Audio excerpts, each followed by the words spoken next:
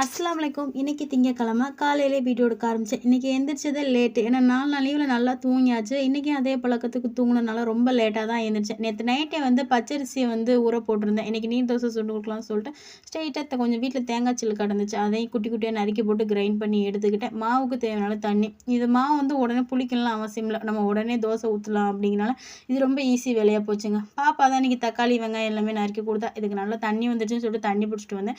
இந்த நொய்யர் தோசைக்கு first side dish என்னன்னு பார்த்தீங்கன்னா, தக்காளி சட்னி தான் ரொம்ப நல்லாயிருக்கும். வேணா ட்ரை பண்ணி பார்த்துட்டு எப்படி இருக்குன்னு சொல்லுங்க. நேத்து நைட்டே பார்த்தீங்கன்னா, அஸ்கர் வயிறு வலிக்குன்னு சொல்லிட்டு ஜாமத்துலலாம் உட்காந்து அழுக ஆரம்பிச்சுட்டான். அதனால இன்னைக்கு அவன் ஸ்கூல் போகல. அதனால பாப்பா காலையில எந்திரிச்சோனே போயிட்டு வேப்பம் கொழுந்து எடுத்துட்டு வர சொன்னேன். வேப்பில சாறு குடுத்தாவது ஓரளவுக்கு கீரை பூச்சியா கூட இருக்கலாம் அப்படின்னு சொல்லிட்டு வேப்பம் கொழுந்து குடுத்துருக்கேன். அதையும் ஓரளவுக்கு பரவாயில்லாம குடிச்சிட்டான். நேத்து நைட்ல உட்காந்து ப்ராஜெக்ட்லாம் செஞ்சாருங்க. இந்த குட்டி ஹேண்ட் பேக்கு இதெல்லாம் ஆனா பாப்பா செஞ்சத அவ எடுத்துட்டு போயிட்டா. ஆனா அஸ்கர் இன்னைக்கு ஸ்கூல் போகல. வீட்ல தான் இருக்கான். இந்த மார்னிங் இப்படி தான் போச்சு. உங்களுக்கு எப்படி போச்சுங்கிறத